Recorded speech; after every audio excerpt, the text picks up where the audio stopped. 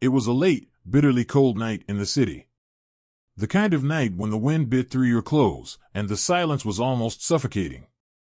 Most of the streets were empty, save for the occasional car passing by, casting long, wavering shadows in the streetlights.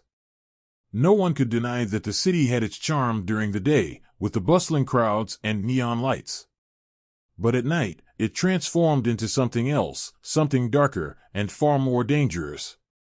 Andrew had been working late at his office, slogging through endless piles of paperwork.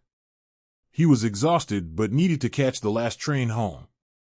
The clock read 11:45 p.m. when he finally closed his laptop, grabbed his coat, and headed out the door. The building's entrance was dark and empty, the fluorescent lights flickering above him. He was the only one left in the building.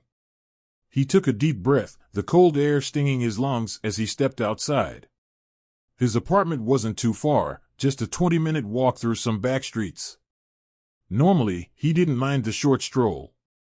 It gave him time to clear his head and shake off the weight of the day. But tonight, something felt off. Andrew shoved his hands deeper into his coat pockets, huddling against the cold, and started walking. The streets were eerily quiet, almost too quiet. The only sound was the crunch of his boots against the frost-covered pavement. His breath formed small clouds in the cold air as he walked, keeping his head down, eyes fixed on the ground. He passed the old diner at the corner and the gas station on the other side. The only other sign of life was a flickering streetlight in the distance. But then, as he reached an intersection, something made him stop. A figure stood on the opposite sidewalk, just beneath the street lamp. At first, Andrew thought nothing of it. People waited for buses or walked at odd hours in this city all the time. But then, as his gaze shifted toward the figure, something didn't sit right. The man stood still, staring directly at Andrew. His face was pale, with dark, hollow eyes that seemed to follow him with an unnatural intensity. But what made Andrew's skin crawl was the smile, the wide, too wide grin that stretched across the man's face. It wasn't a happy smile or a friendly one. It was something much more disturbing. Andrew slowed his pace, his heart beginning to race.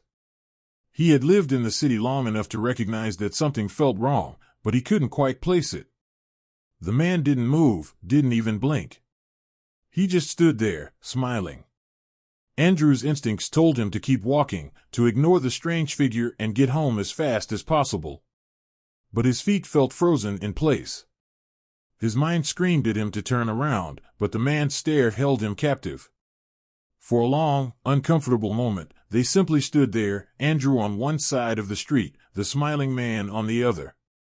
The wind howled around them, but the figure didn't seem to be bothered by the cold. It was as if he was a part of the night itself, an immovable object in the center of the desolate street. Finally, Andrew took a step back. It wasn't until his foot hit the curb that the man moved. Slowly, as if he were savoring the moment, the figure tilted his head slightly, still smiling. Then, with an unnerving smoothness, he began to cross the street toward Andrew. Andrew's heart skipped a beat. This was it. This was what his instincts had been warning him about. Without thinking, he spun around and started walking briskly down the street, his pace quickening into a near run. He had no idea why he was running, only that he had to get away. His footsteps echoed in the empty street, and as he glanced over his shoulder, the man was still following him, his movements deliberate and methodical. It was almost as if the figure wasn't running, just walking at a steady pace, yet closing the distance between them. That damn grin never left his face. Andrew's breath came faster, and he could feel his chest tightening. He turned a corner, hoping to lose the man, but when he looked behind him, the figure was still there, waiting at the intersection, watching him. Fear coursed through Andrew's veins, and he pushed himself faster. His mind raced, trying to think of what to do, where to go. His apartment was still several blocks away, and he knew that there was no way he would make it home in time. He darted down a narrow alley, hoping to escape into the shadows. But as he reached the end, he was met with the same chilling sight. The figure was standing at the mouth of the alley, still smiling. What do you want?" Andrew stammered, his voice trembling. The man didn't respond. He didn't need to. The grin on his face widened even further, as though the very sight of Andrew's fear was what he found amusing. Andrew's mind raced for any escape, but he was trapped. Suddenly, the man spoke, his voice a low, gravelly whisper. "I've been waiting for you, Andrew." Andrew froze. How did he know his name? He didn't recognize the man, yet somehow, this stranger knew him, knew his name. The figure took a step forward, and Andrew stumbled backward, bumping into the wall of the alley. His heart was pounding, his hands clammy. The figure's smile was all-consuming, stretching unnaturally wide, almost impossibly wide. Andrew could feel the sweat beading on his forehead as he realized there was nowhere to run. Panic surged through him, his body reacting before his mind could catch up. His legs locked, and his body was paralyzed with terror. The figure was moving closer, his smile growing even more menacing. And then, just as suddenly as it had started, the figure stopped. "You're safe now," the man whispered. Andrew's pulse quickened as confusion clouded his mind. Was this some kind of joke? Was he hallucinating? But then, the man turned and began to walk away, his footsteps eerily silent on the frozen pavement.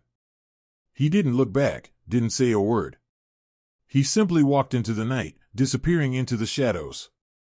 Andrew stood there for what felt like an eternity, unable to move. His body felt like it had been frozen in place. Was this real? Was it a nightmare? He slowly, cautiously, made his way out of the alley, still scanning the streets for any sign of the smiling man. But the night was still. Silent. Nothing. The man was gone. Andrew eventually found his way back home, but as he lay in bed, his mind refused to let go of the terrifying encounter. That smile, those eyes, would haunt him for the rest of his life. And deep down, Andrew knew that it wasn't over. The smiling man was still out there, waiting. Watching. And he would be back.